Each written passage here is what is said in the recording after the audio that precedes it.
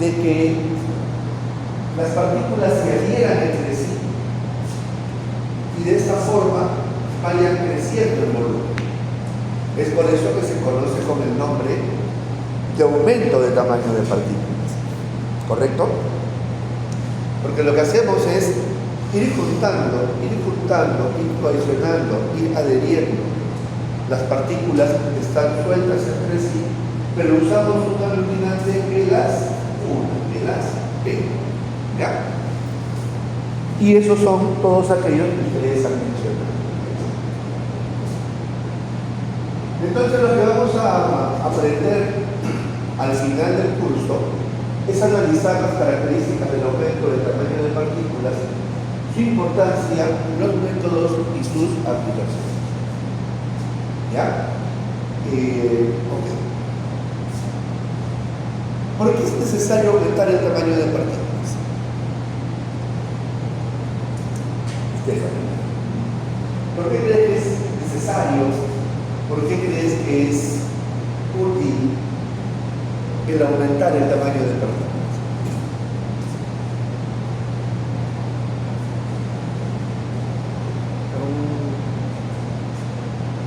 ¿Un mezclado? Para garantizar la uniformidad de contenido. ¿Qué más? ¿Qué otra utilidad, otra necesidad crees que puede hacer?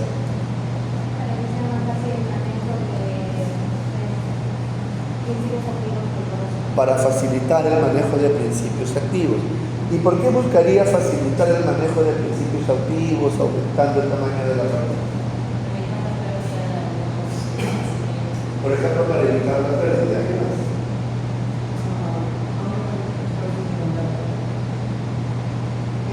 Cuando yo aumento el tamaño de partícula, aumento la superficie de contacto, la disminuyo.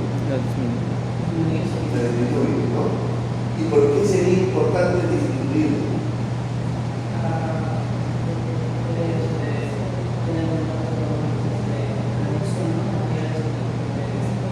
Para poder facilitar que se mezcle con otros insumos. ¿Por qué? Porque cuando tenemos el producto en un estado muy pulverulento, lo que va a suceder es que esas fuerzas, vamos a recordar un poquito, a ver, farmacotecnia, esas fuerzas electrostáticas, esas fuerzas de Van der Waals, esas fuerzas que hacen que las partículas que están al estado fino se adhieran a la superficie, se peguen a la superficie, sería un problema y nos imposibilitaría un fácil mezclado de los polvos entre sí. Número uno. Número dos, no podríamos, por ejemplo, compactar bien una mezcla de polvos que esté mucho en estado pulverulento. ¿Por qué? Pues efectivamente habría mucha pérdida al momento de comprimir. Cuando yo aplico una fuerza a polvos que son muy finos, ya tienes. Sí, pero no es de acá. Cuando yo aplico una fuerza a polvos muy finos, si ustedes recuerdan, lo que sucede es como que sale un humito, ¿no es cierto? O sea, hay merma, hay pérdida, porque ese humito es el polvo, que está muy fino y que vuela porque tiene baja densidad al momento que yo aplico una presión. Entonces, si yo quiero evitar pérdidas, si yo quiero evitar mermas, lo que tengo que hacer es disminuir esa cantidad de polvo fino. Y una de las posibilidades que yo tengo para poder disminuir esa cantidad de polvos finos es aumentar el tamaño de la partícula. ¿Y cómo aumento el tamaño de la partícula? Uniendo partículas entre sí. ¿Y cómo uno partículas entre sí? Pegándolas. ¿Y cómo las puedo pegar? Usando aglutinantes, usando gomas que me permitan hacer que se adhieran esas partículas que ya están cohesionadas y no se separan. Entonces, por eso es necesario aumentar el tamaño de las partículas.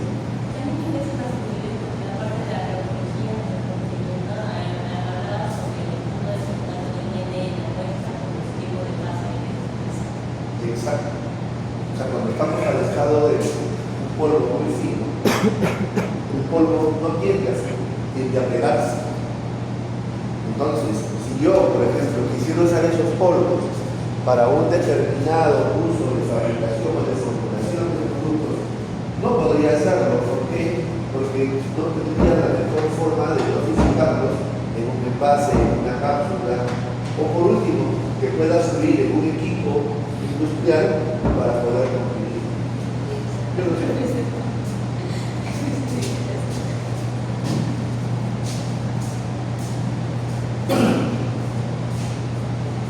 ¿Ok? Entonces, una de las necesidades para aumentar el tamaño de partículas, si concluimos, si resumimos todo lo que acabamos de conversar, es uniformizar el tamaño de partículas. ¿Correcto? ¿Para qué? Para poder mezclar los polvos entre sí. Entonces, ¿por qué es importante uniformizar el tamaño de partícula para realizar una mezcla?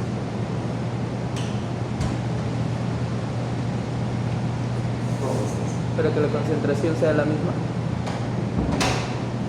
Para que la concentración sea la misma. ¿Para qué? Para que toda esta mezcla, la distribución de las partículas sea uniforme.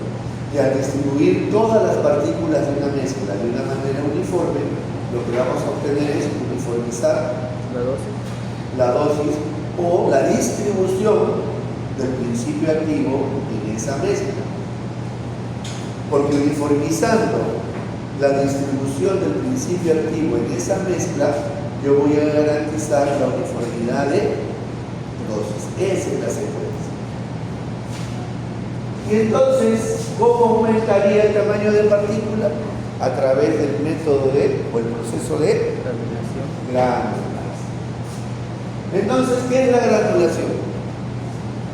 Mayo, por ejemplo, nos decía, para aumentar el área superficial. Y eso lo vimos cuando nosotros más bien dividíamos la partícula. Cuando nosotros molíamos, pulverizábamos, tamizábamos por aberturas, por mallas más pequeñas para aumentar el tamaño de partícula. Claro, y también a veces disminuimos el tamaño de partícula para poder facilitar la mezcla entre sí. Pero lo que hacíamos era pasar todos los polvos por el mismo tamaño ¿no es cierto?, de tamizo de abertura. Porque cuando tengo las partículas del mismo tamaño, es más fácil mezclarlas con simples movimientos. ¿Por qué? Porque se van a distribuir fácilmente porque todos los tamaños son iguales. A diferencia cuando tengo tamaños diferentes, ¿no? En la práctica pasada, creo que ustedes vieron cómo se distribuye en función al tamaño de partículas, ¿no?, los diferentes materiales que podamos tamizar, ¿no? Por ejemplo, trajeron ustedes frijol, trajeron lentejas, trajeron arroz. Los mezclamos, hasta la mezcla se veía bonito porque se veía de colores, pero cuando comenzamos a tamizarlas, por el tamaño, se comenzaron a separar. Y por ahí hubo una que quedó totalmente separada y de repente, si hubiéramos tenido más mallas, más tamices, hubiéramos logrado separar los tres. Más el residuo, el polvillo que quedó, esa pajilla que quedaba, que era consecuencia pues del movimiento que habíamos hecho y que se pelaba, me parece, las hojitas de cebada, puede ser, ¿sí? De cebada, ¿no? Y que hubiera quedado seguramente en el fondo, de repente hubiera quedado obtenida en otro tamiz. Lo mismo sucede cuando nosotros trabajamos polvos que vamos a utilizar para hacer mezclas, para hacer tabletas, para hacer cápsulas, para hacer suspensiones. Dicho esto, hoy día tenemos que volver a hacer, creo, eso, ¿no? Han traído el polvo anterior. Porque el último lo sacaron o guardaron. ¿Cómo quedó? No lo guardaron. Alguien se lo llevó. O se fue por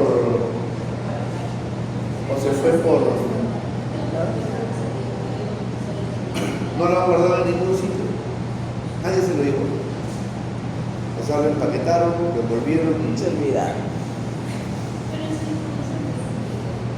¿Tu grupo tiene? ¿Ah? y trajeron el de la clase anterior. Es con ese lugar. ¿Ya? Sí, sí nos comunicamos. Quieren operar. Si nos comunicamos. Ok, muy bien. Entonces,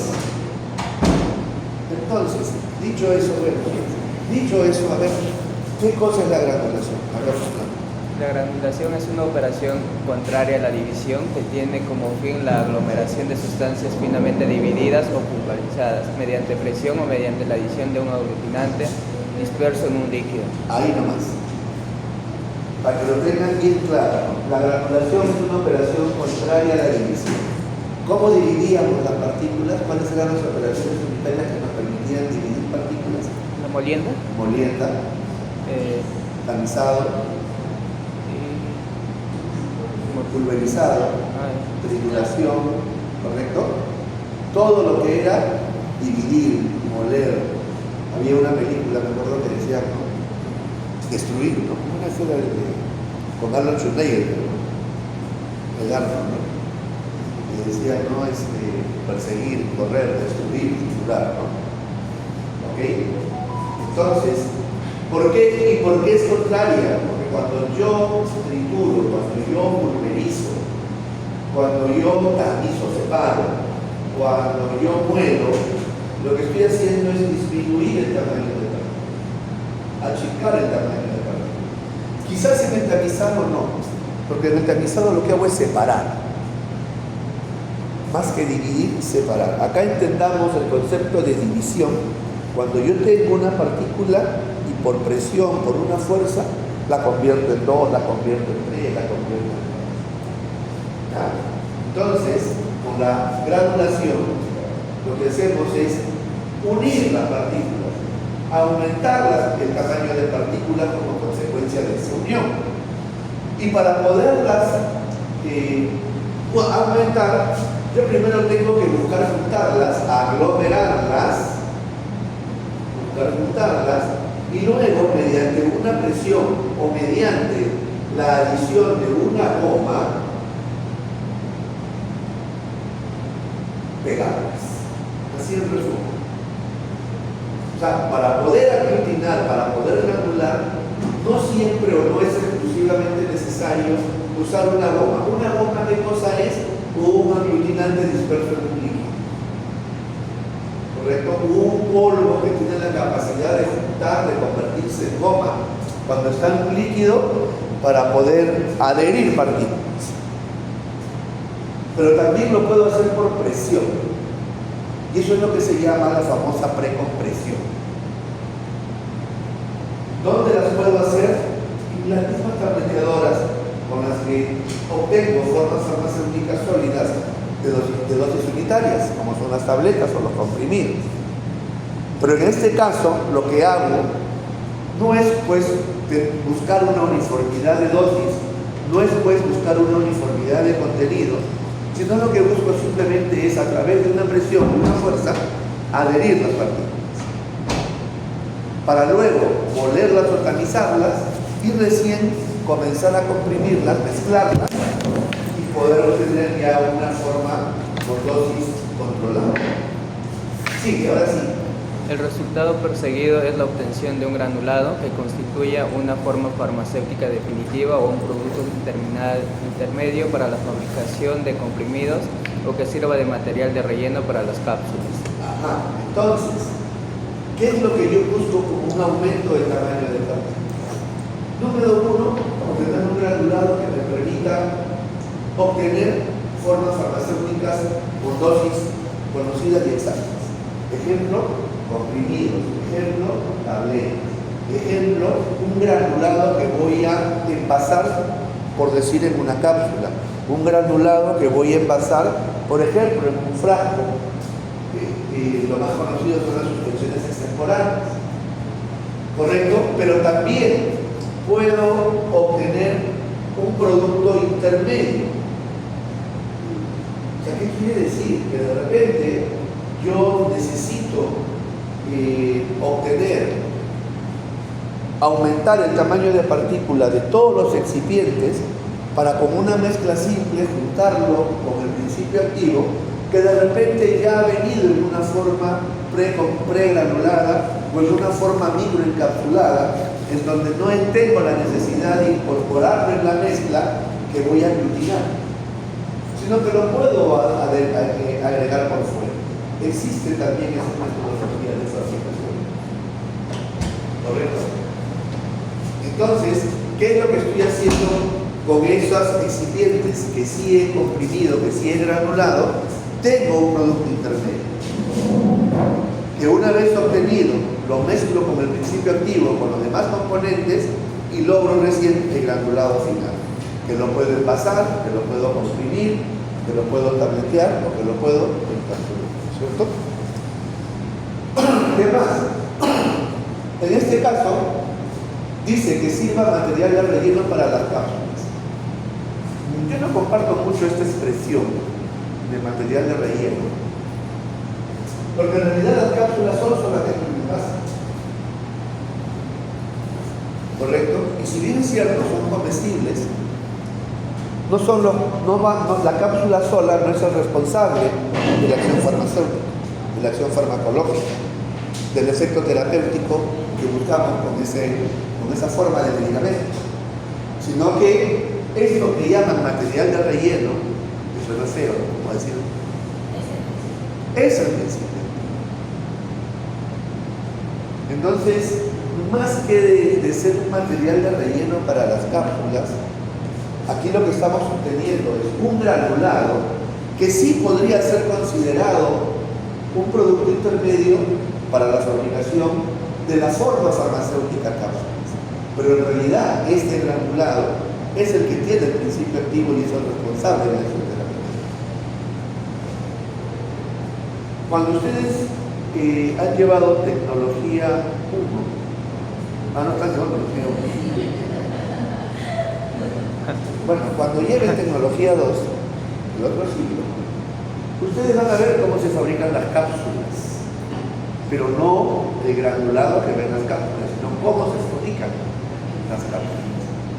Y las cápsulas pues son mezclas de gelatina, son soluciones, y que también van a tener pigmentos, ¿correcto? Que también van a tener, por ejemplo, polvos que le van a aumentar, ¿no?, la consistencia.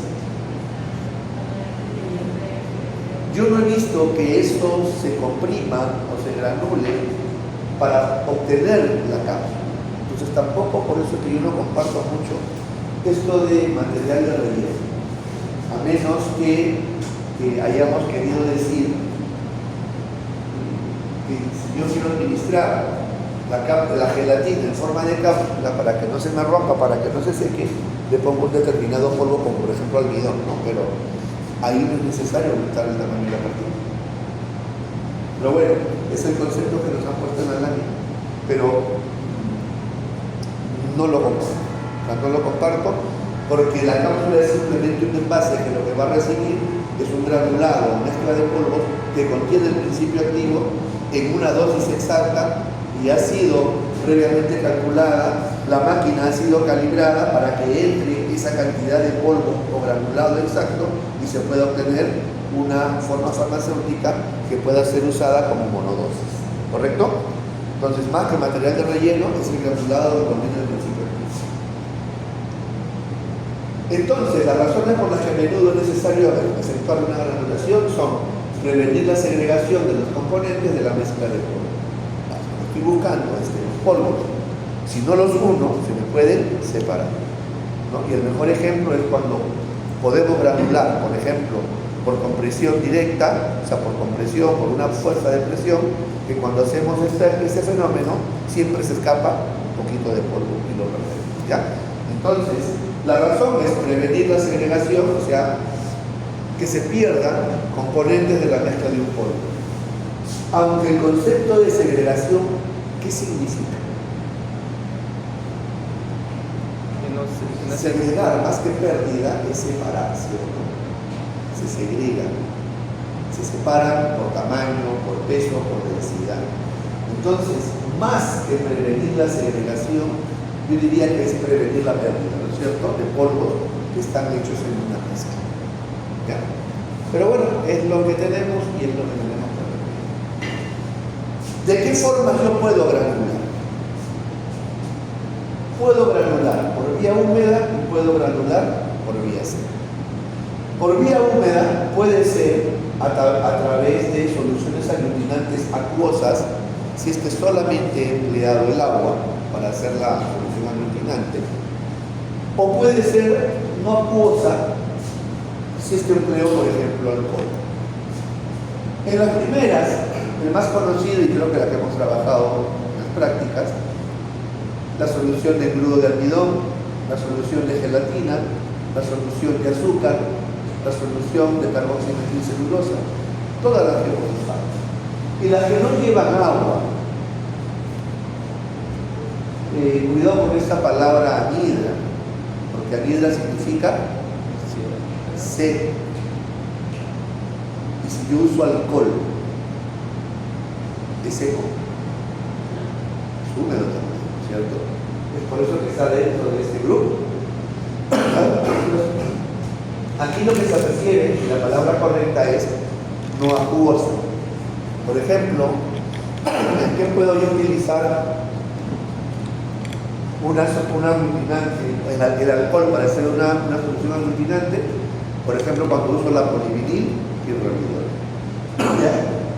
¿Por qué? Porque es más soluble en alcohol que en el agua. O sea, es más fácilmente soluble en alcohol que en el agua. ¿Ya?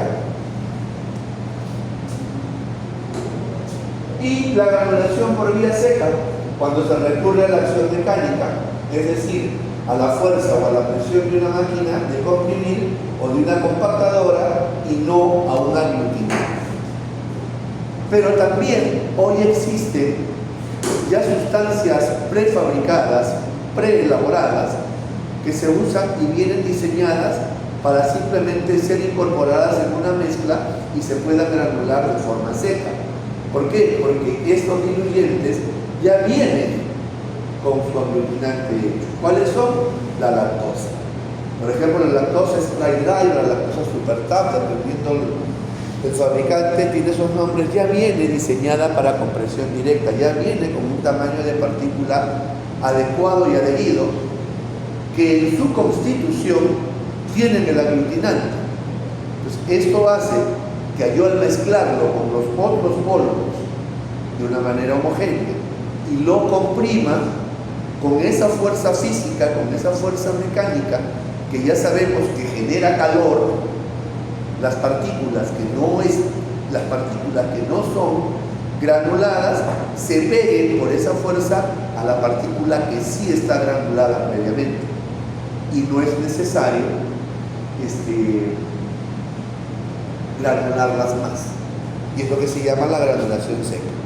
Dentro de esto tenemos la lactosa para compresión directa, tenemos almidón para compresión directa, tenemos aricel para compresión directa.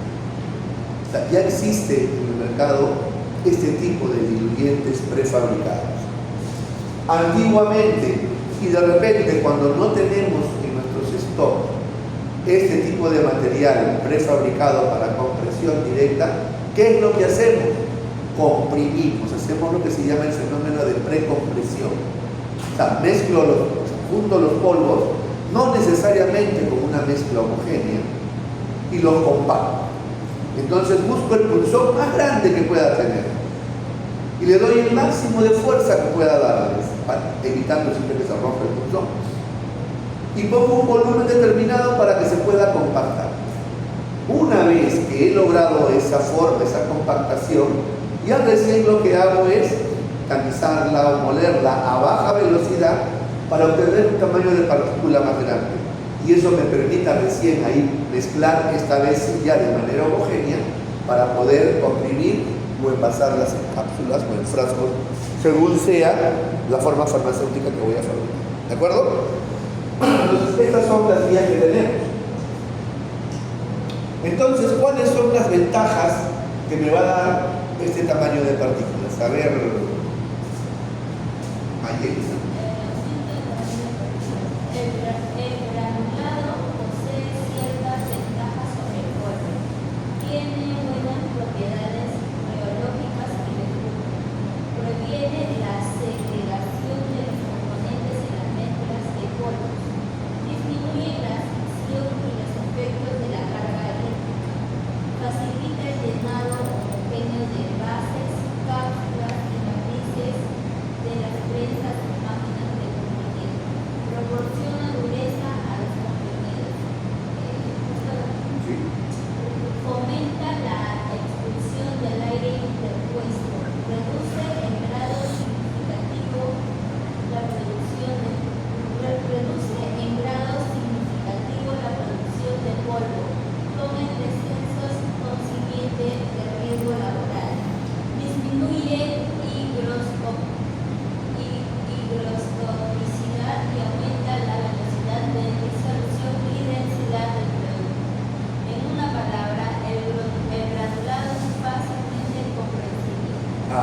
Entonces, la palabra debería ser comprimible, ¿no? Porque eso de comprensible que lo comprendieron, ¿no? Pero es exactamente lo que hemos venido viendo en las últimas dos prácticas que hemos hecho. Cuando hicimos nuestro granulado, el almidón de las cosas, ustedes recuerdan, ¿no? Lo que se obtuvieron fueron partículas más homogéneas. Y cuando uno tiene partículas más homogéneas, obtuvimos partículas secas. ¿Sí? Secas. Obtuvimos una mezcla que tenía como polvo. ¿Qué sucedía cuando agarrábamos con la mano? Fluía, con la mano fluía bien, ¿no es cierto? Esa fluidez, esa caída fácil que tiene un granulado, es lo que se conoce con el nombre de capacidad reológica, o propiedades reológicas, o fluidez. Y que conocimos, les comencé yo a enseñar algo que lo vamos a ver seguramente en el siguiente curso, cuando lleven conmigo, lo que es pues el índice de comprensibilidad, el índice de compactabilidad, el índice de fluidez, el ángulo de reposo, la importancia de todo eso, ¿no? Y que ya hay parámetros establecidos, equivalentes establecidas, que me permiten definir si el polvo tiene buena capacidad reológica. ¿Y por qué es importante esta capacidad reológica? Porque a nivel industrial, el envasado de las cápsulas o la compresión para hacer tabletas o comprimidos se hace en equipos, se hace en máquinas que distribuyen este granulado en las matrices, en los envases, a través de unas tolvas. Una tolva es un recipiente que me va a permitir trasladar un granulado a un equipo de compresión o de envasado, pero que tiene una forma cónica y que al final la salida se va estrechando. ¿Correcto? Para que caiga ya en la matriz o en la cápsula previamente calibrada, regulada, a contener un determinado peso de polvo. Por el diseño de esta forma cónica, el polvo lo que tiene que buscar es caer. Si no tuviera la facilidad de poder fluir fácilmente, el polvo o la mezcla se quedaría retenida en la tolva. Y si se queda retenida en la tolva, no caería a las matrices de la tableteadora o a las matrices o a las cápsulas de la encapsuladora. Y esto pues le conllevaría a que tenga cápsulas vacías, a que tenga cápsulas con diferente peso, ¿correcto? A que tenga cápsulas en algunos casos con mucho peso, por caída brusca, y lo que me va a llevar pues, como consecuencia a una desuniformidad de contenido, a una desuniformidad de dosis y por consecuencia a una mala acción terapéutica o nula, si es que me diga una cápsula vacía, que seguramente no pasará los controles de calidad y no llegará al mercado, pero me genera ese problema. Entonces, por eso es lo importante de esta capacidad reológica. Y esa fluidez y esa caída que nosotros le damos cuando homogenizamos y uniformizamos las partículas, hace pues que estas no se segreguen, no se separen, no se queden adheridas a las paredes de la tolva, a las matrices de los pulsones, ¿no? Aquí es donde viene el tema de estas famosas cargas que yo les decía, recuerden un poco de repente de farmacotecnia, ¿no? Las fuerzas de Van der Waals, las fuerzas electrostáticas, o creo que lo hemos visto en un foro de ahora, creo que les ha quedado, correcto, en una de las lecturas, porque eso hace, cuando las partículas son muy finas, tienden a adherirse a las superficies que los contienen. Y eso sucede en la fabricación industrial. Van a ver ustedes, cuando echamos los polvos en la amasadora, antes de aglutinar, que comenzamos a hacer la premezcla previa, y algunas partículas se pegan en la superficie de la máquina porque es de acero inoxidable. Y el acero inoxidable también tiene fuerza de atracción, ¿no? Esas fuerzas electrostáticas que se imantan por el movimiento, por la fricción, que se van a comenzar a separar cuando yo comienzo a aumentar el granulado. Cuando comienzo a echarle la solución granulinaria, se comienza a aumentar y se comienzan ya a salir de lo que está pegado. Entonces eso hace el proceso de granulación, y por eso me dicen se disminuye la presión. Por lo tanto, al tener un granulado que fluye bien, que está bien adherido, que es uniforme en tamaño, pues se va a facilitar el llenado de los envases, de las cápsulas, de las matrices de las tableteadoras, ¿no? Y adicionalmente, como yo estoy usando una goma para aumentar esa fuerza de adhesión y obtener un granulado, pues cuando yo lo comprima, lo someta a una presión física, pues va a ponerse más duro. Y eso va a ayudar a que la tableta se forme y no se deforme. Pero entonces, Herbert, si está muy duro, ¿cómo hago para que se disuelva? Es que como parte de la formulación, así como tenemos aglutinante, también que le añadimos desintegrantes. Entonces, con el uso de los aglutinantes, yo lo endurezco. Pero cuando esa tableta durita también no puede ser más de kilos fuerza, más de 4 kilos fuerza, entre 4 y 6 es lo que se mueve una tableta, un comprimido. Tiene en su constitución un desintegrante, eso hace que esa fuerza y ese aglutinante reviente. Absorba agua, reviente, por eso es que se llama, se desintegra. Y por eso es que se conoce con el nombre a esos excipientes de desintegrar. ¿Ya?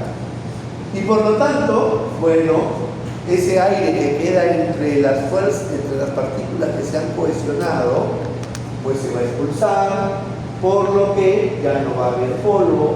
Y también yo puedo con esto, con el proceso de granulación, hacer que sustancias que son higroscópicas al medio ambiente, pues queden, expulsen esa agua residual, se tamponen y dejen de ser higroscópicos cuando han sido granulados. Porque quedan recubiertos también, protegidos por esa solución aglutinante que estamos utilizando para aumentar las fuerzas de cohesión y las fuerzas de adhesión. ¿Ok?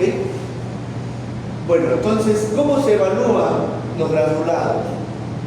Bueno, revisando, confirmando algunas características. ¿Cuáles son? Las propiedades organolépticas, color, olor, sabor, forma. La dispersión granulométrica, que debe ser mínima con un tamaño homogéneo del gránulo. ¿Esto cómo lo podemos medir? Con los tamices. O sea, aquí estamos separando. ¿Okay? La densidad aparente y volumen aparente. Esto ya lo hemos hecho. ¿Cómo lo podemos hacer? Pesando una cantidad de polvo en un volumen conocido. Y luego cortándolo con unos golpecitos para ver hasta dónde baja como máximo.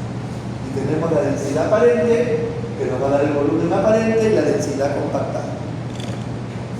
La friabilidad, es decir, cuando ya hemos comprimido la tableta, lo sometemos a giros, a movimientos, para ver si se desgasta o no. Y principalmente ver si se desgastan esos bordes y cuánto se desgastan. Si yo tengo un desgaste mayor al 1%, estoy diciendo pues que tengo un granulado con alta friabilidad y no lo puedo usar para comprimir. ¿Por qué? Porque en el camino, cuando voy emplistando las tabletas, cuando voy encintando las tabletas, cuando voy envasando las tabletas, cuando voy encajando las tabletas, cuando las voy moviendo, se van a ir desgastando. Y cuando lleguen al paciente las abra, se les van a comenzar a partir y van a comenzar a rechazar. Evaluando el comportamiento reológico, ya sabemos cómo se hace la prueba de fluidez, ¿no es cierto? A través del cálculo del ángulo de reposo. ¿Y cómo obtengo ese ángulo de reposo? Haciendo pasar por un embudo, correcto, el granulado, haciendo que se forme el cerrito y midiendo la altura y el diámetro para obtener el radio y poder calcular la tangente de esas dimensiones, de esa división que me sale. Otra forma que puedo evaluar el granulado es conociendo su porcentaje de humedad.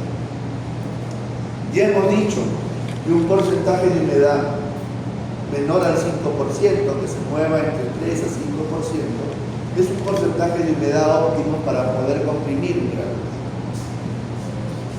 Y también midiendo la capacidad de compresión y la capacidad de disgregación o desintegración y disolución. Y esto a través de la dureza. La capacidad de comprensión la puedo obtener midiendo la dureza. La capacidad de disgregación a través midiendo la desintegración, el tiempo de desintegración. Y por qué no decirlo también el tiempo de disolución. Nos podría ayudar. Entonces, ¿cuál es el objetivo del tamaño de partículas? Uniformizar el tamaño de las partículas, reducir la presencia de partículas finas, reducir el volumen específico del polvo, facilitar la fluidez de sólidos, facilitar otras operaciones y procesos, obtener una distribución uniforme de los componentes del granulado, mejorar las características de fluidez. ¿Y esto cómo se consigue? ¿No? Distribuyendo las partículas de tamaño deseado, formando un granulado deseado, dándole seguridad y densidad a ese granulado. Y hemos dicho, y estamos recapitulando, que esta unión interparticular la podemos obtener a través de un aglutinante, o sea, es decir, a través de una granulación húmeda, o por acción mecánica, granulación, que puede ser compactación, o si usamos estas sustancias prefabricadas a compresión directa con mezclas. ¿Okay?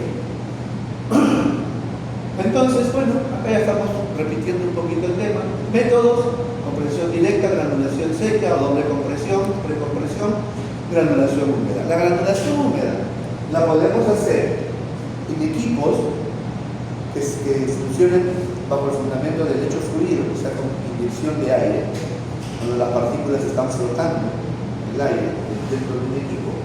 Por un granulador o mezclador, que es el más común. Acuérdense las amasadoras de pan, esas amasadoras. O por fusión, que es ya cuando utilizamos un aglutinante que se funde a una determinada temperatura sin necesidad de añadir un líquido, ¿correcto? Y se comienza a adherir a las partículas. También puede ser esta principalmente a través del lecho fluidos. ¿Ya? Entonces, la compresión directa. A ver, Estefan.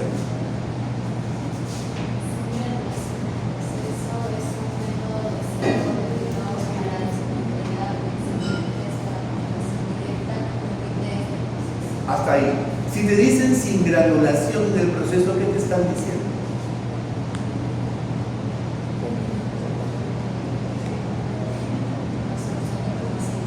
Que no se usa ningún aglutinante, que no se usa ningún líquido y ninguna solución aglutinante. Muy bien. ¿Y qué es lo que uso? ¿Cómo puedo comprimir? Con una tableteadora, con una compactadora. Por lo tanto, ¿qué tipo de procedimiento es? ¿Químico? ¿Físico? ¿De radiación? ¿Qué cosa es? ¿Es un proceso? Sí, ya está, sí, ahora sí. Puedes formar una tableta por una mezcla de polvos sin granulación. Okay. Método más rápido, útil para sustancias pequeñas, útil para grandes volúmenes de componentes, útil para sustancias sensibles a la humedad. Se tiene un limitado número de excipientes. Ok, aquí, por ejemplo, ¿se puede formar una tableta a partir de una mezcla de polvos sin granulación? Sí. ¿Método más rápido? Depende. Depende. ¿De qué depende? De la cantidad de polvo que vaya a compactar. Imagínense tener que compactar 1000 kilos. Particularmente, yo como jefe de producción preferiría granular. ¿Por qué? Porque yo puedo granular en 200 kilos, si mi mecanizadora es de 200 kilos, y en 5 amasadas acabé con los 1000 kilos. ¿Correcto?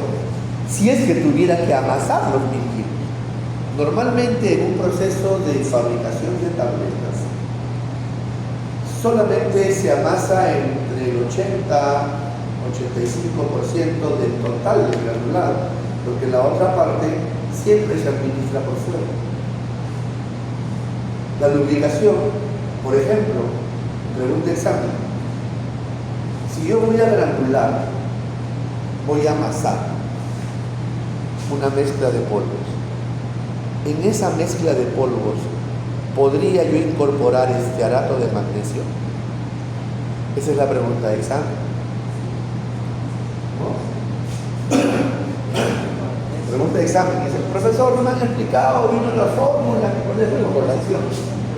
El estearato de magnesio es un lubricante. ¿Ya? Al ser un lubricante, es medio plastificante, es algo que te va a ayudar a lubricar, algo que te dice, no te pegues, sal de ahí. Y me tiene que dar cierta consistencia. Entonces, si me va a dar consistencia, si me va a ayudar a resbalar, quiere decir que su fuerza de cohesión, su fuerza de adhesión, es elevada. Si su fuerza de cohesión, si su fuerza de adhesión es elevada, y yo lo incorporo en una mezcla de polvo que voy a granular, ergo, que voy a echarle una goma, ¿qué podría pasar con ese granulado una vez que esté seco? Va a ser muy duro, ¿no? Que esté muy duro. Y si está muy duro, ¿qué va a pasar con el proceso de desintegración? ¿Va a ser más rápido o más lento? Más lento. Y si es más lento, ¿se va a liberar el principio activo más rápido o más lento? Más lento. Más lento si se libera. Más lento.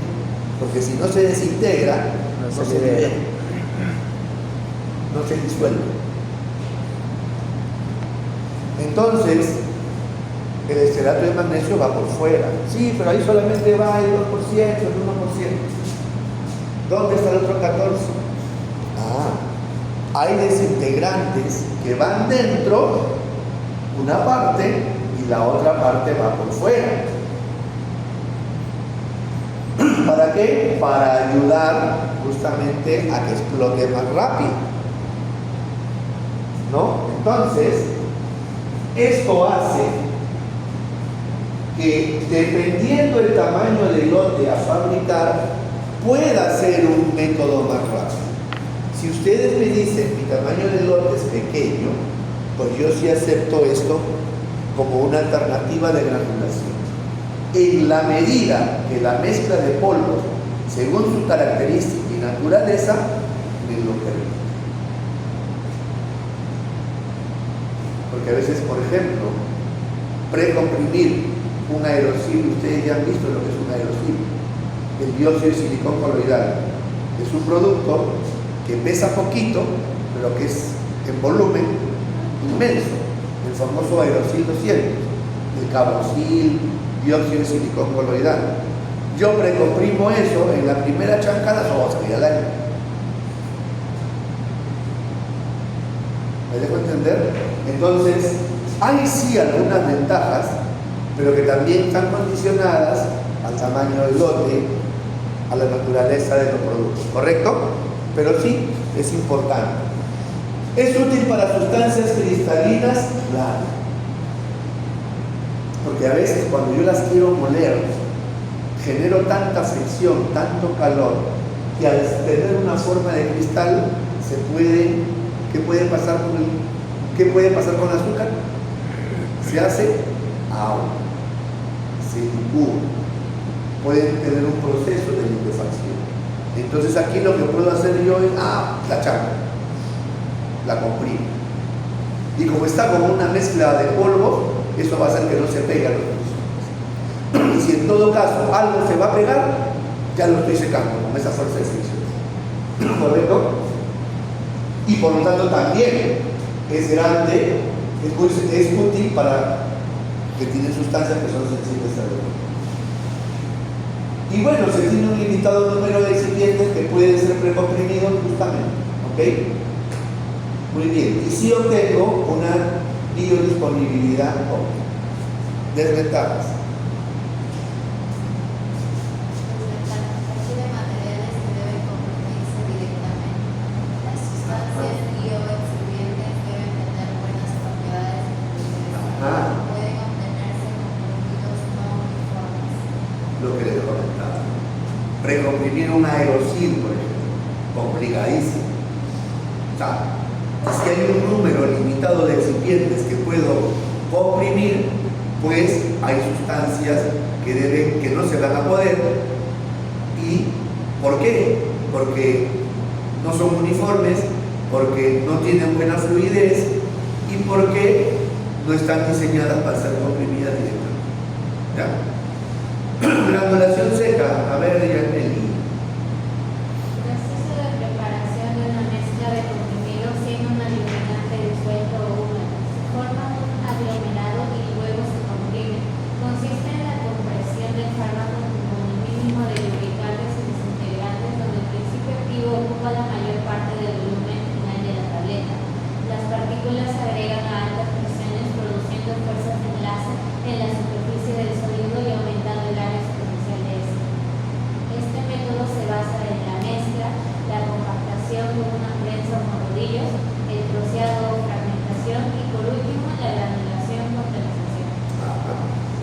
Las ventajas son útiles para sustancias sensibles al agua y al calor, menores etapas en la producción, y las desventajas son que requieren sustancias o materiales con propiedades cohesivas. Perfecto. O sea, la granulación seca también la puedo obtener por compresión directa, ¿no es cierto? Lo están diciendo. Aquí hablamos de la mezcla y la compresión. Aquí lo que hablamos es ya de una forma, ¿no? O sea, tener un aglomerado y luego comprimir. ¿Eso qué quiere decir? Que yo debo de tener un producto que ya venga prediseñado. ¿Ya? Que venga prediseñado simplemente para que con una mezcla simple de polvo ya lo pueda cumplir. A ver, Luis.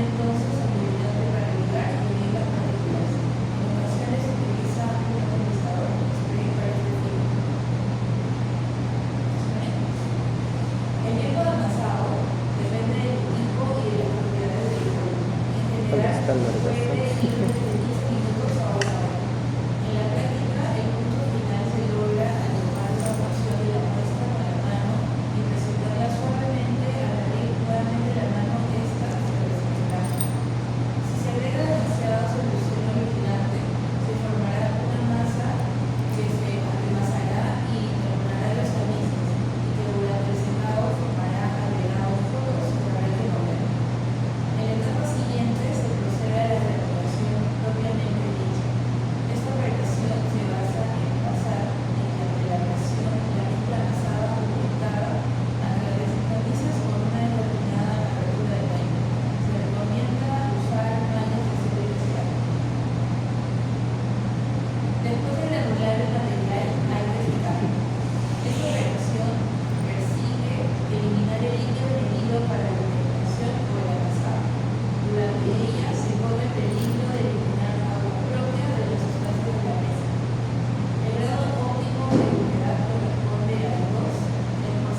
eso no crea, muy serio. 5% es el porcentaje óptimo. ¿Ok? Claro.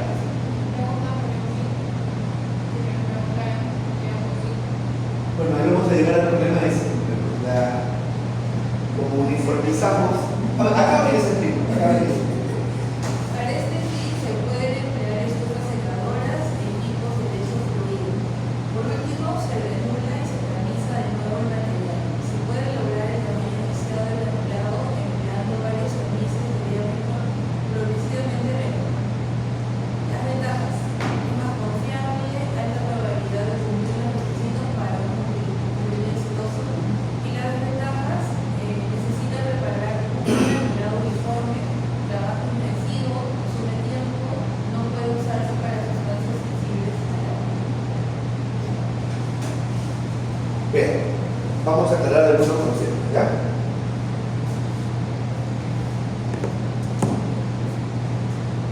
Efectivamente, ¿es el método más utilizado en la industria farmacéutica?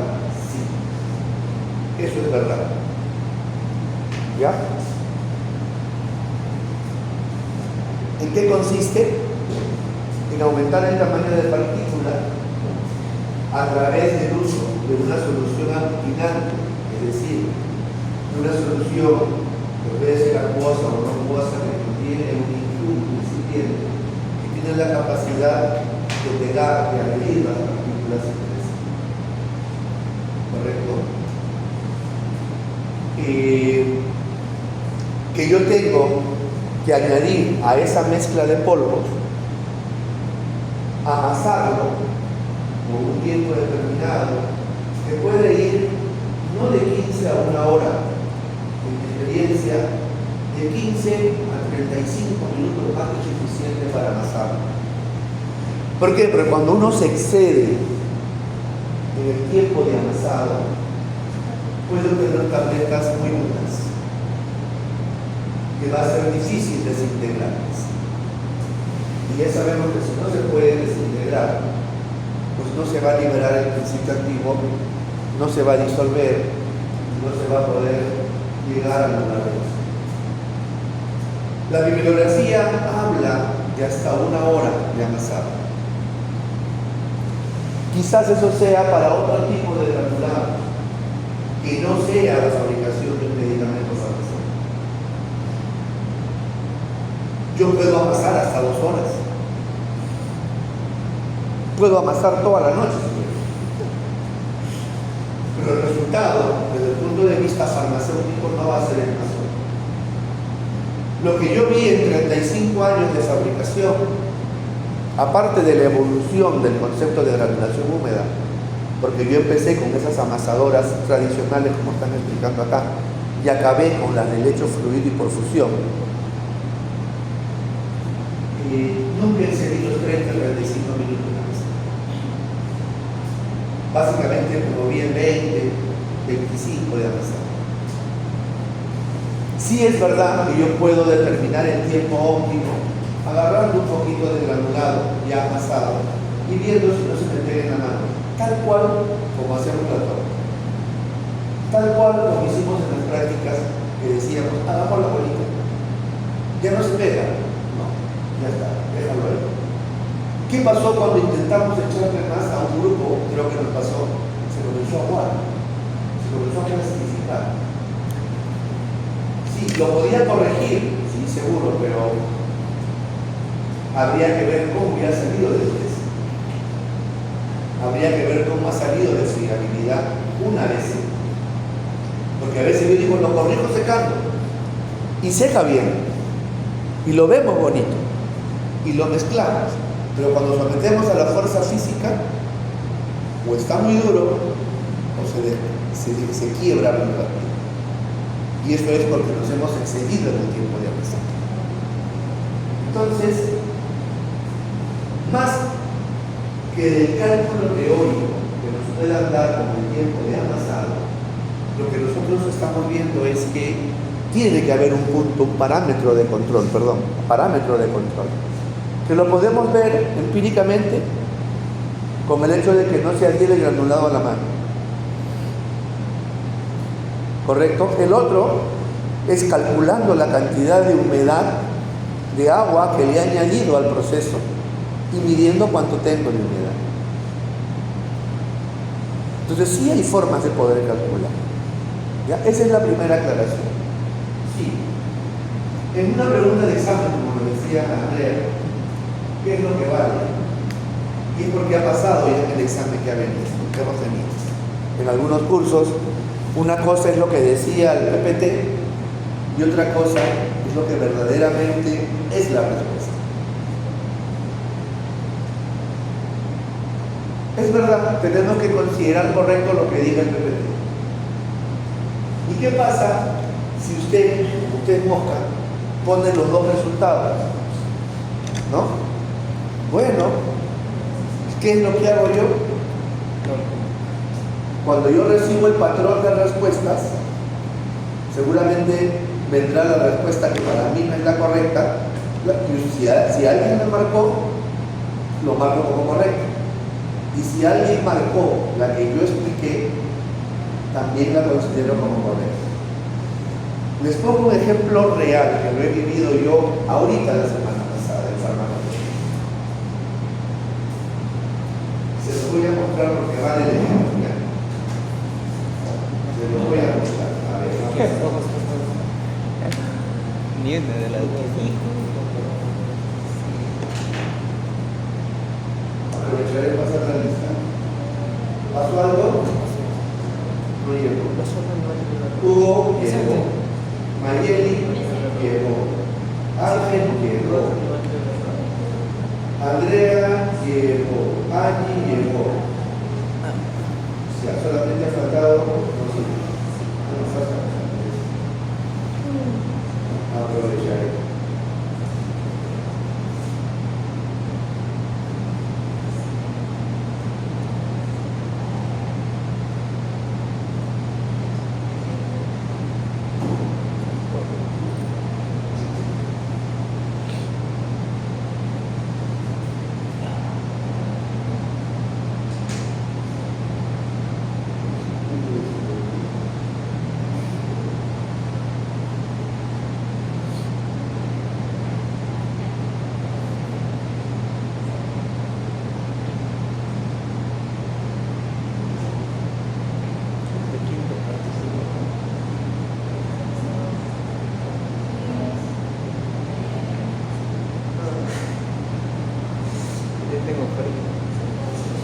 A ver, chicos, y ustedes mismos lo van a corregir, ¿ya? Ustedes mismos lo van a corregir. Vean esta lámina. ¿Para qué se realiza estudios de estabilidad de medicamentos? Antes de que lo lean. ¿Para qué realizamos estudios de estabilidad?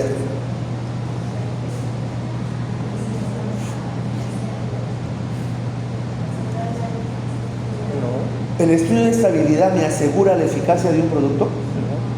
El estudio de estabilidad es Para calcular fecha de el tiempo de vida útil de un medicamento. cuánto baja su concentración. Exacto. Y por eso calculo el tiempo de vida. Vean lo que dice acá en la primera lámina cuando hablamos de esto. ¿Y para qué se realiza estudios de estabilidad de medicamentos?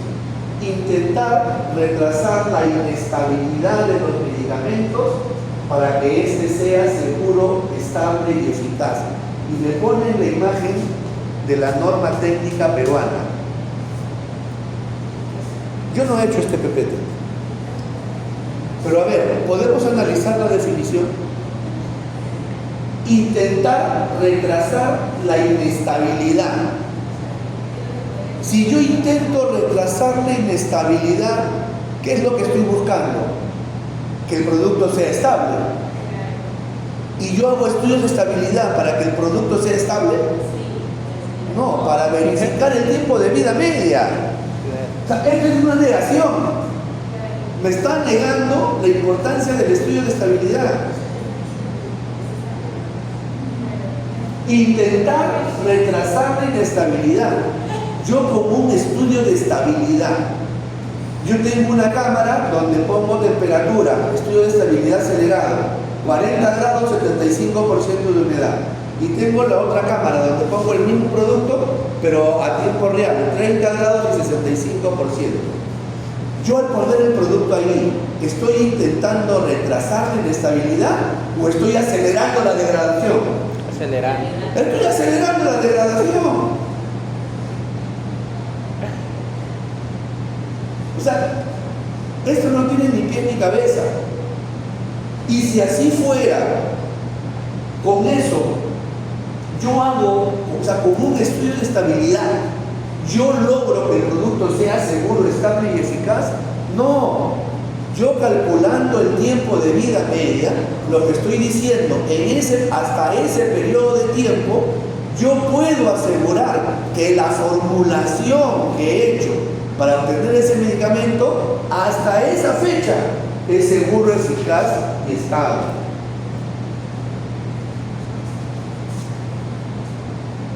¿Ok? Entonces, una de las alternativas, porque se hizo la misma pregunta, la primera alternativa A era esta, pero sin embargo me referenciaba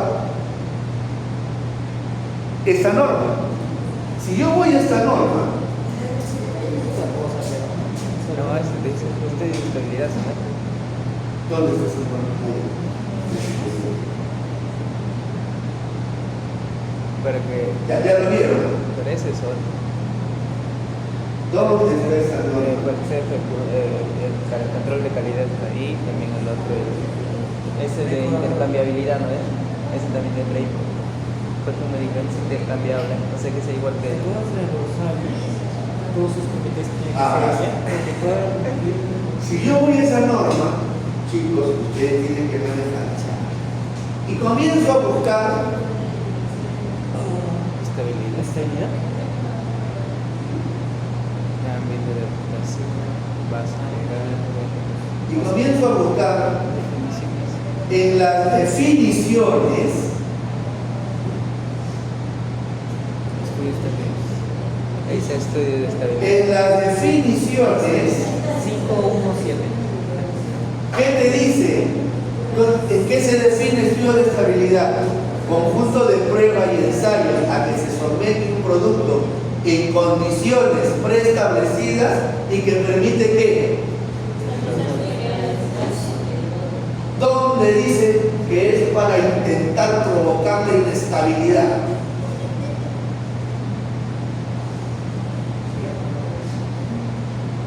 A ver, ¿qué más? ¿Dónde más compruebo eso? Por matrices aceleradas. Acá, ya, para que vean la contradicción. Estudio de estabilidad acelerada. Estudios diseñados para lograr el incremento de la velocidad de degradación químico-física del producto. O sea, estoy forzando el destruir su estabilidad. Estoy buscando que se haga inestable. No estoy intentando retrasar. Estoy intentando acelerar la inestabilidad. Mediante condiciones de almacenamiento extremas o exageradas en su envase original, con el propósito de monitorear las reacciones de degradación y predecir el periodo de vida útil bajo condiciones normales de almacenamiento. Y lo mismo si es de a largo plazo. Entonces, por algún lado la respuesta A era correcta. No. ¿Qué tuve que hacer? Porque yo puse la respuesta C, Farmacología. lo de acá, lo de la... Lo de acá, que permite establecer el periodo de vida útil, ¿no? Bueno, vean, en mi evaluación continua 1, yo les puse la pregunta y les califiqué lo correcto y hice el feedback, como lo hago con ustedes. Entonces yo repetí esa pregunta de la evaluación continua 1 en el parcial. Porque al ver la contradicción, yo dije, es importante que se les quede en el inconsciente. Mi filosofía de enseñanza. Y yo las las corregí en la evaluación continua. Lo que yo espero es que nadie se equivoque. Y se equivocaron. ¿Por qué? Porque el profesor les dijo, va a venir del PPT. Entonces yo sigo estudiando a memorizar el PPT. ¿Dónde queda mi criterio de análisis? ¿Dónde queda mi juicio de apreciación? Somos farmacéuticos. No puede hacer un examen cerrado, porque esos son los errores. Y cuando llegó el examen y aún no lo habían corregido porque no lo colgaban, al toque Papulo. Profesor, yo he puesto esto, ¿cómo me va a considerar? Correcto. Le digo, pero si ya les expliqué, ¿cuál era el error? No, pero es que en las reglas decía que hay que poner como dice el PPT. Eso no dice las reglas del examen. Lo que dice las reglas del examen es que el examen va a venir de los PPTs. No dice que respondas exactamente lo que dice el PPT. Y la pregunta que yo he puesto está en el PPT. 2, se las puse en la evaluación continua 1. 3, les hice el feedback. 4, para que saquen buenas notas se las repetí en el parcial. Y ustedes todavía me están pidiendo un suplicatorio porque la han vuelto a fregar. O sea, chicos, les dije eso, ¿no? O sea, sí, no me queda otra que considerarles como correcto. Pero que se les quede claro, esto está incorrecto. Y les volví a repetir lo que acabo de hacer acá. Y no lo digo yo, o sea, por favor, no vayan a decir a los profesores, porque yo como ustedes, a farmacotecnia, solamente les enseño la teoría, soy minoría. No tengo el curso de teoría y práctica, o sea, solamente la teoría. La práctica la dicta otro, el coordinador es el otro quiere solamente para marcar, ese otro nunca, me da pena decirlo, pero nunca pisó una planta de industria farmacéutica. Entonces, por eso quiere su examen cerrado. Y yo digo, ¿en qué momento el farmacéutico va a pensar? Si somos una carrera de la salud y científica. Encima estamos en la Universidad Científica del Sur. No puede haber exámenes cerrados. Tienen que pensar.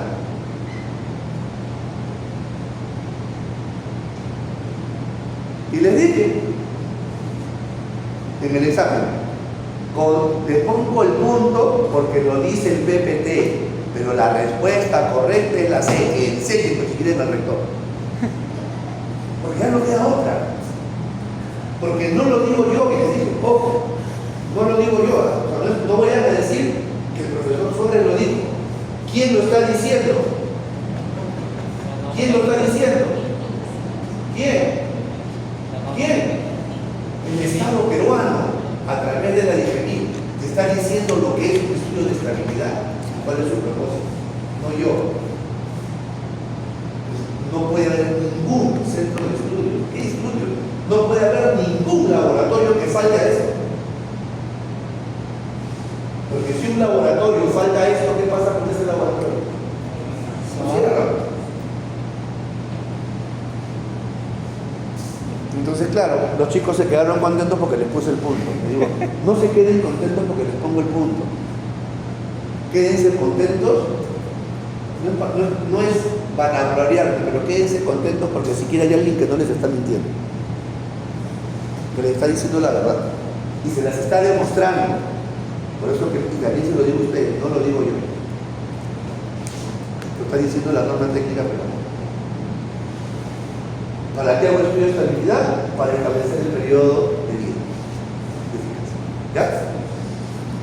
Con eso respondo su pregunta. Entonces, claro, si yo pusiera la pregunta para trasladarlo a lo nuestro,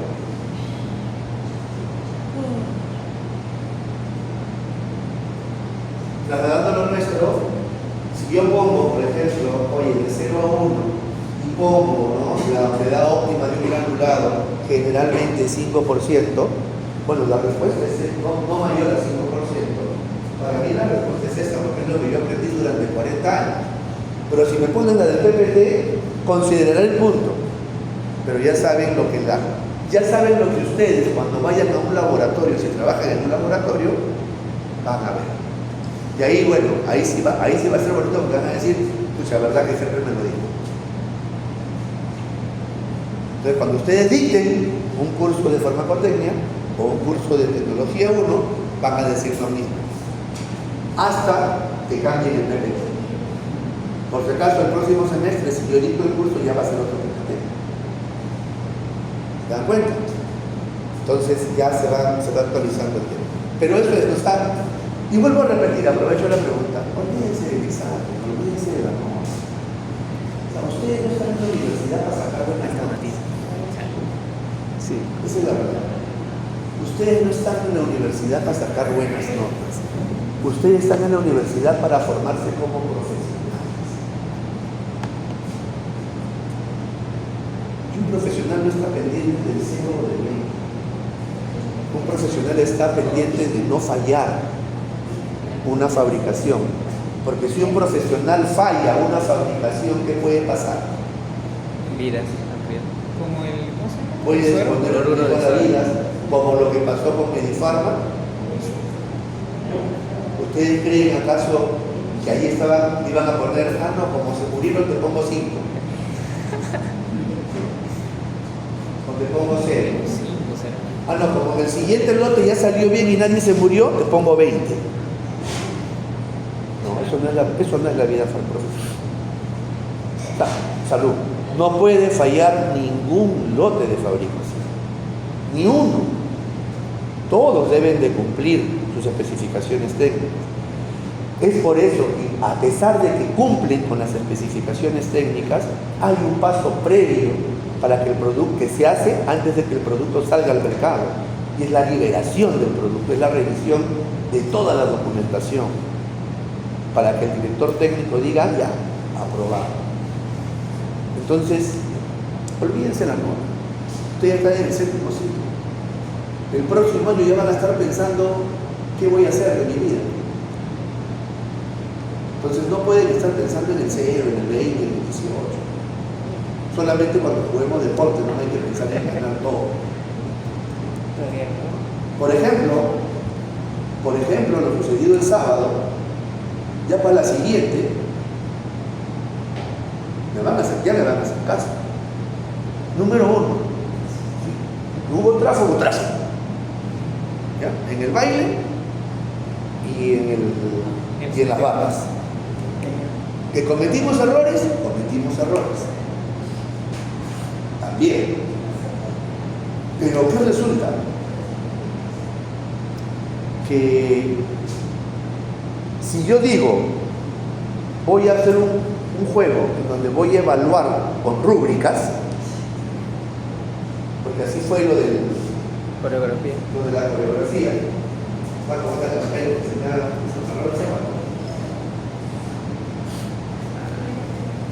¿Producción? Y se lo di a preguntar a los chicos que estaban ahí. Si es con rúbricas, ¿por qué están discutiendo entre jurados? Cuando yo califico por rúbricas, por ejemplo, viene Mayito, entrega el examen, en ese momento corrijo, paso donde Fernando. En ese momento corrijo, paso donde Ivo, en ese momento corrijo. Yo no espero que los 3 acaben para recién corregir.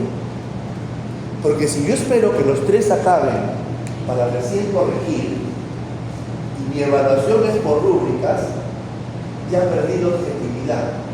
Porque al final uno siempre compara. Si yo establezco rúbricas, es una evaluación cerrada. Culmina y evalúo. No espero el siguiente. Por lo tanto, si yo ya califiqué y somos 3 jurados, no tenemos nada que discutir. Simplemente sumar. Y cuando es con rúbricas, se suma vertical y horizontal. No solamente horizontal.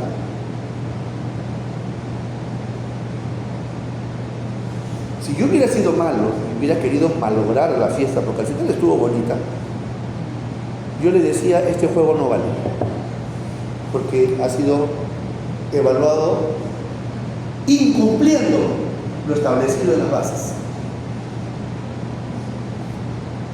Ya no el que se discutieron, no, aquí incumplido con lo que dice las bases. Por lo tanto, no vale. Pero ¿cómo iba a quedar yo? ¿Entienden? Acá, número 1. Número 2. O sea, ya me fui al fondo, no me fui a la forma. Ya nos habían hecho la trafa.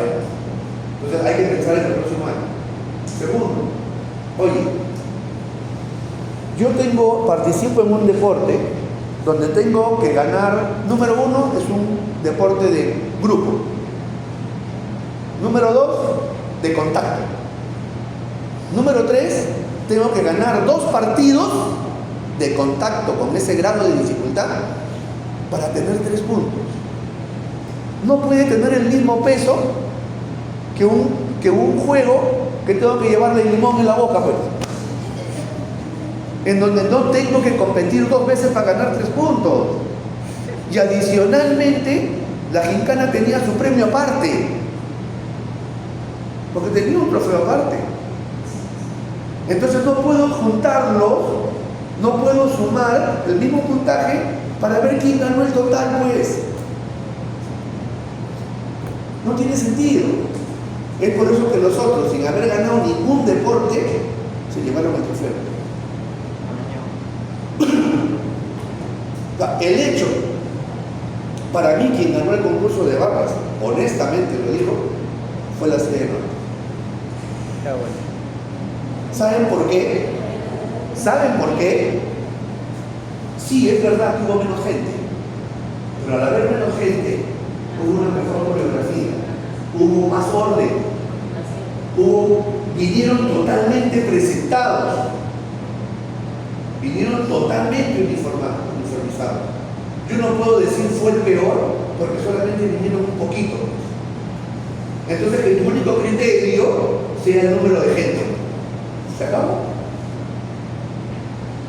Villa bailó pésimo, descoordinado. Si mi fuerte es una coreografía, pues el jurado tiene que ver la coreografía, no a personas que estén saltando, dando vueltas, encima, sin que la música te lo pida. Así como nosotros que nuestros muñecos estábamos de 15.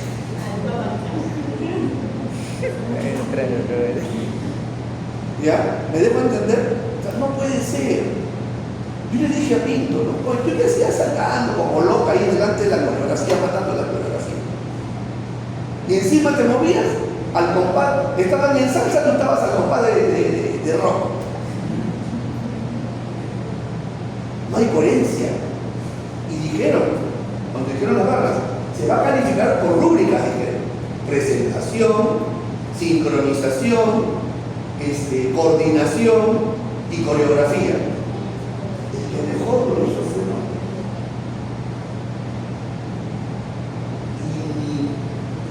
Ni lo miraron. Tercer puesto, Y lo que sí se ve de mal gusto, le digo, oye, si tú quieres ayudar a un grupo, pues dirígelo, hazle barra. No te metas donde el jurado, no te metas donde los que califican. Eso no es ayudar. Yo he estado con los chicos, pero ni me he metido. Y el decano se sintió mal, me dijo, doctor, ¿qué está pasando? Pero doctor, usted ha visto pues, hace rato que han nervioso, sí, pues, pero hasta con nombre me lo dice. No, yo no he dicho nada, soy nuevo, por si acaso. Pero sí, para el próximo año, le dije, hagamos esto y hagamos esto. No, sí, tienes razón, porque así, hasta él dijo así mismo. El otro vino que seguro has dicho que bailó mejor antes. No, que mejor ha bailado así, no, la que se quedó luego. Como siempre. ¿Ah? ¿No? Entonces, es lo mismo. Si yo califico en función, o sea, para dar un examen hay que dar las pautas. Por ejemplo, yo he respetado las 2 horas programadas. Y la he respetado porque nadie dijo el examen es 60 minutos. Sí, históricamente ha sido 60 minutos. Pero en esta vez la regla de juego no decía 60 minutos. Entonces yo respeté a mi amigo docente que lo ha hecho. 50 minutos. Entonces, por eso les digo, no se preocupen, pero para mí lo más importante es que ustedes aprendan y discutan el tema. ¿Ya? Ok, dicho esto, sí, pues la granulación húmeda lleva todos esos pasos, o sea, es un proceso de granulación normal. Lo mismo sucede con la humedad. Sí, yo puedo trabajar humedades más bajas, pero eso va a hacer que la tableta no agarre bien. Pero cuando el granulado está muy seco, por más que yo haya aglutinado bien, haya amasado bien, al momento de comprimir, se me va a quebrar la tableta. ¿Por qué? Porque está muy seca. Yo no sé si a ustedes les conté lo del tema de la Pronax, cuando cerró Herba y pasó a Hedge, que salían las grietas del cruzón una vez que pintaban las tabletas, recubrían tabletas. Sí les he contado, ¿no? Sí les he contado, ¿cierto? Eso porque el granulado estaba muy seco. ¿Ya? Entonces, en mi opinión, un porcentaje de humedad de 5, 6 es el ideal. Pero incluso, yo diría, puede ser mayor dependiendo de la naturaleza del granulado, porque yo la he vivido. Yo sacaba un granulado con 10% de humedad, porque si lo sacaba con menos, como ese comprimido tenía que ser recubierto, si lo sacaba con menos, pues iban a salir todas las fallas de los dulzores, porque a mí me ha pasado. Y por lo tanto, la humedad de una forma farmacéutica sólida se mide al final del proceso. Lo del granulado es indicativo, a menos que lo exija. Pero normalmente lo que yo digo es que la tableta debe salir con menos de 5% de humedad, o que la tableta recubierta debe salir con menos de 5% de humedad. ¿Ya? Muy bien, dicho esto, la granulación por lecho fluido, era para terminar. A ver, James. Eso fue todo comúnmente usado por su conveniencia y disponibilidad de equipo. Requiere solo un tipo de equipo que mezcle todos los sólidos y granules sobre un lecho de aire. La granulación por lecho fluido sigue los siguientes pasos. Se coloca el polvo fino para la mezcla en una bandeja del aparato agujereada por la parte inferior. Con un sistema de aspiración se suspenden los sólidos dentro de la cámara. El aire filtrado caliente va mezclando y secando el producto. Una vez mezclado, se pulveriza a spray desde la parte superior de la cámara de líquido aglutinante con una tubería. Este líquido monta la mezcla de los polvos de suspensión y recubre el aglutinante cada partícula. El aire caliente mantiene suspendido el material y lo va secando. Tras pulverizar todo el equipo aglutinante, se procede al secado definitivo. Ok, entonces, ¿qué es lo que estamos viendo? Es una variante de la famosa granulación normal, pero esta vez no lo hago en una forma estática, como cuando amaso un pancito, cuando amaso los polvos, sino lo hago en una cuestión de movimiento. Y esta cuestión de movimiento hace que las partículas estén suspendidas por una inyección de aire que entra con una determinada temperatura. Y estando en plena flotación, por eso que se llama fluido. ¿Y por qué lecho? Porque parten de una tina, también un lecho, en donde el inyecto aire y comienzan a flotar las partículas. Y adicionalmente hay una especie de pistola, así como cuando se pintan los carros, que entra con la solución aglutinante y comienza a recubrir, ya no tableta por tableta, como cuando hacemos en un bombo gallador, sino partícula por partícula. Y esto hace que se comiencen a adherir y aumentar el tamaño de partículas. Y a la vez hace que se seque automáticamente. Y una vez así obtenido, ya obtenemos el polvo seco con un tamaño de partícula uniforme que simplemente nos va a permitir mezclar para envasar en un frasco, envasar en una cápsula o comprimir o tableta. Una comparación entre ellas, entonces, en función a las operaciones unitarias que vamos haciendo. En la granulación húmeda, molienda y tamizado, mezcla, adición de líquido, granulación, secado, tamizado, lubricación, mezcla y compresión. Esta es la línea de tiempo. Creo que esto viene un examen, ¿no? Algo por ahí. Sí, creo. y la seca, molienda, tamizado, mezcla, compactación, molienda, tamización, lubricación y obviamente compresión. O sea, ¿cuál es la diferencia acá? Que no hay la adición de líquido, La granulación. no hay la granulación y por lo tanto Secado. tampoco secado. Entonces, acuérdense de cada vez que yo añado una solución aglutinante tengo que secar. Muy bien, y finalmente la granulación por fusión. A ver, años. No, fuiste el sábado, ¿no? Tengo marcado todito. Ustedes tampoco. Ni norte ni para acá. Las chicas Núñez y Ore no fueron. ¿Por qué no fueron?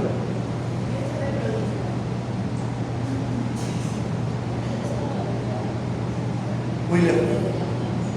Bueno, ok.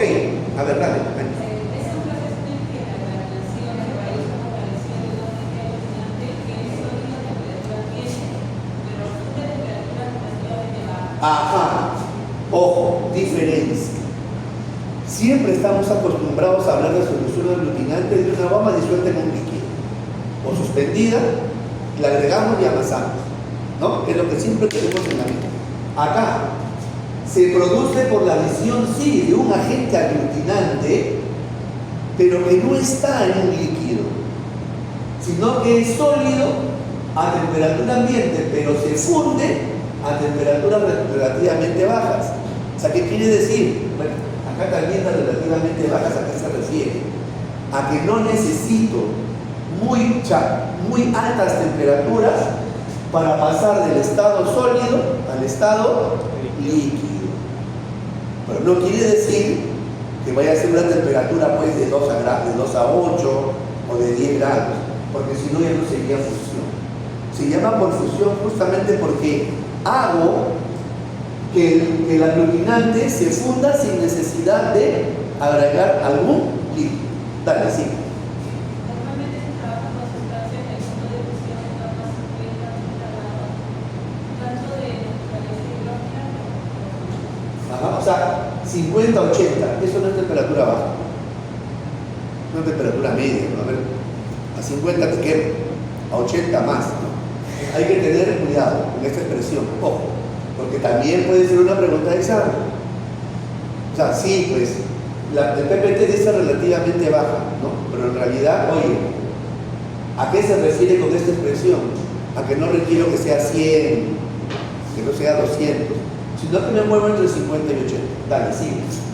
esta propiedad permite crear esta técnica para la formulación de fármacos activos tradicional, mediante el comprometido uso de solventes orgánicos y lograr el proceso de evaluación en términos de tiempo y energía al eliminar las bases de secado. El agente aglutinante puede añadirse ya contigo sobre la mezcla de polvos recalentado a la forma sólida como la mezcla de componentes de la mezcla. De tal forma que la granulación se desarrolle en un solo paso a partir del aglutinante en el centro de la mezcla.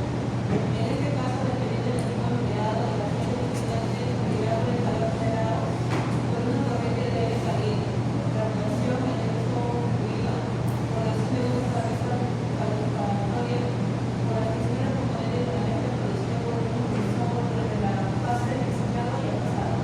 O sea, también es en un lecho fluido. ¿Ya?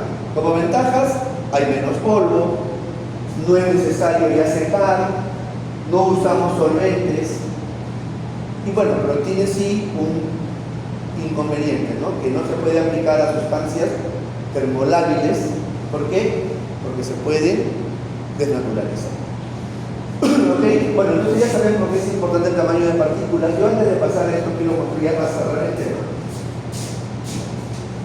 A ver.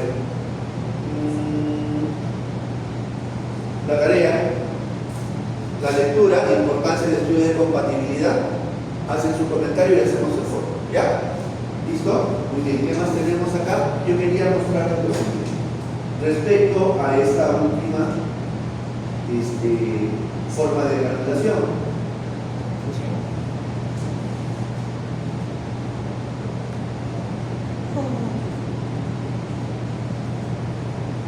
Muy bien. Yo quería mostrarles cuál es, por ejemplo, dónde aplico yo estos sistemas de granulación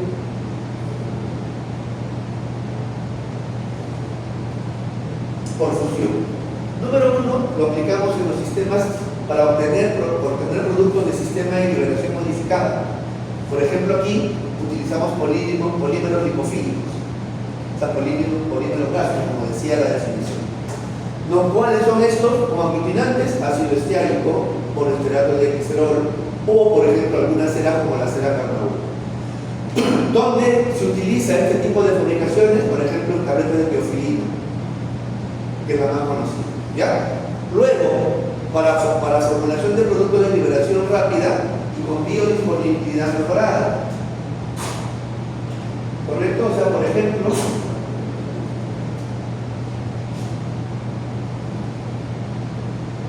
aquí, ¿qué tipos de aglutinantes utilizamos? Los polietilenoglicol. Ejemplo, en la obtención de pellets de ibuprofeno, o sea, en los microgramos de ibuprofeno. ¿Ya? En fármacos sensibles a la humedad, ¿correcto? Por ejemplo, algunos antibióticos como son las penicilinas o en tabletas efervescentes. También esta forma de granulación es muy útil justamente en tabletas efervescentes. Esta puede ser una pregunta esa. ¿Ya? ¿Qué más? Híbrelo también utilizado para enmascarar algún tipo de sabores amargos, ¿no? Como por ejemplo el paracetamol. Y es un poquito lo que yo les explicaba cómo hacían el dolocodralac, donde estaba el diclofenaco y el paracetamol. O sea, encapsulábamos el paracetamol, lo mezclábamos con el diclofenaco y así salía el dolocodralac. Pues cuando ustedes pelaban la tableta recubierta, veían un comprimido blanco, pero con puntitos naranjas o rojos. Ya, acá está la explicación. Listo, ¿alguna pregunta? Esto lo voy a colgar ahora más tarde en la... No se preocupe. ¿Alguna pregunta? Profesor, el extracto de magnesio, ¿cómo se utiliza? ¿Cuando son pequeñas cantidades de granulados o No, el extracto de magnesio se utiliza en pequeñas cantidades en todos los granulados que van a ser comprimidos. Húmedos o secos, porque es un incipiente lubricante. ¿Listo? ¿Alguna pregunta, chicos? Si no hay, me dan un chiste para pasar la lista. Voy a pasar la lista, creo. ¿De laboratorio no? Ya, ahorita. Todo solamente falta Rosa Basualdo. ¿Alguien sabe qué pasó? Porque ya Sí va a venir, dice el laboratorio.